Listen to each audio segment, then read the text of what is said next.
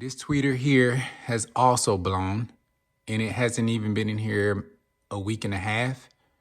So, process of elimination, I have to determine that it's going to be the passive crossover that I have in the door. I think that's bad, which means this tweeter is picking up the lower frequencies. The crossover is not filtering those bass notes, bass frequencies out well enough, because the tweeter sounds amazing for about a week and a half, and then it doesn't, or I'll start the car and I'll notice immediately that something's off. And I always put my ear to this tweeter here in particular because it's known for blowing. This is my third, and I'm about to put my fourth in. Good thing I have some backup tweeters that just came in, and they're the same brand, but they're at a lower RMS. These are at 90, those are at 80. And I'll show you what those look like. So I have to determine that it's going to be the passive crossover. I'm going to change that out. I know that the wiring is good. I made sure of that last time. So my polarity is good. I have to, tie down to it being the crossover. So trial and error. I have a backup passive crossover, Rockford Fosgate, and it's brand new. I mean, that one in the door was brand new. So it's not filtering the bass notes out as it should be.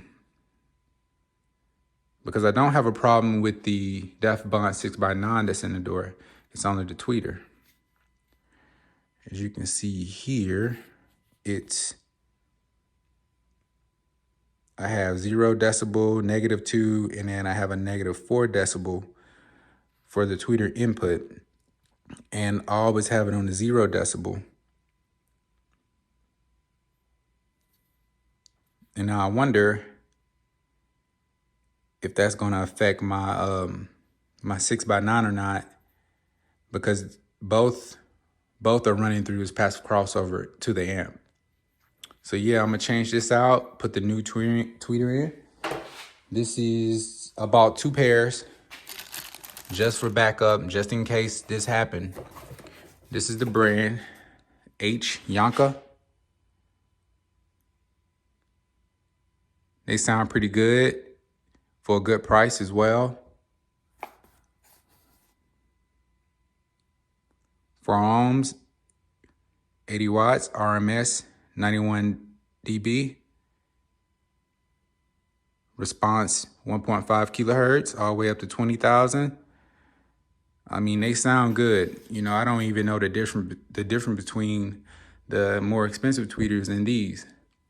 You can't tell the difference. So you don't have to spend a lot of money to get loud. But I do keep blowing tweeters in that door only. But I've blown tweeters in other doors too, but once I changed them out, they were fine.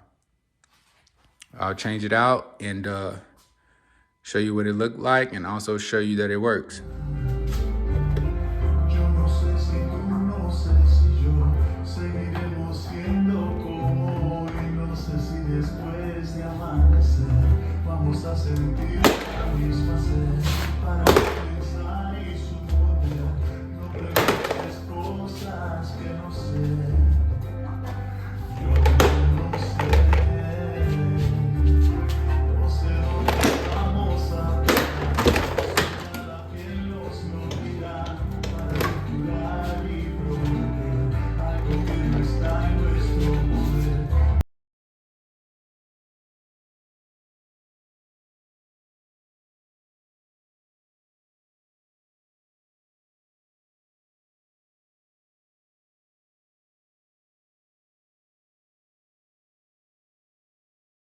I took the old tweeter out, and this is how it looks.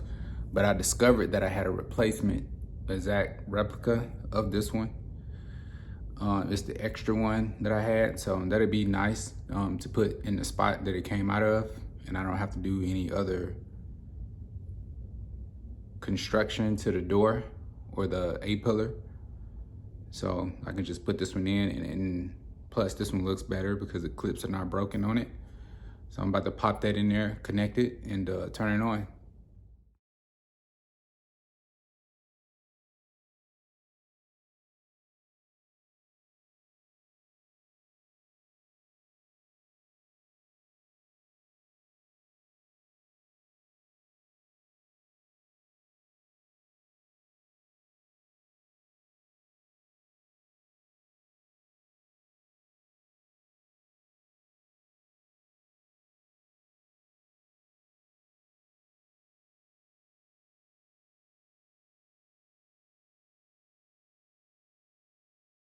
So we're going to see how long that lasts.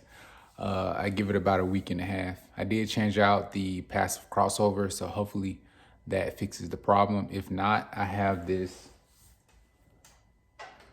additional bass blocker I can use with the crossover, and that should help greatly. So I'm hoping it lasts longer than a week and a half.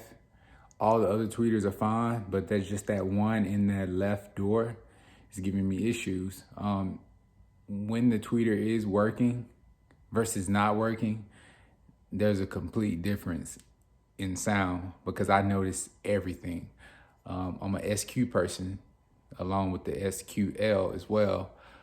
I notice when something's off, like as soon as it happens. I know something doesn't sound right.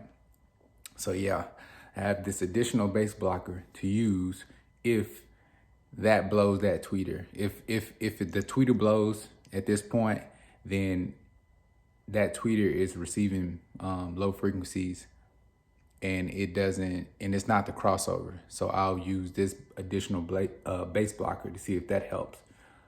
And if not, then it's got to be something with the wiring. And from that point, I'll just probably run wires straight from the tweeter to the amp.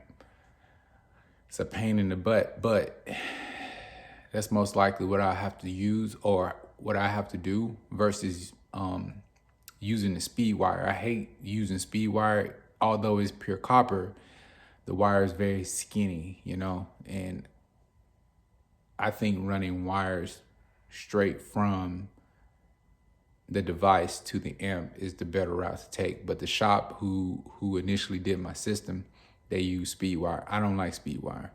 But anyway, yeah, that's it. Thank you guys for watching. Peace.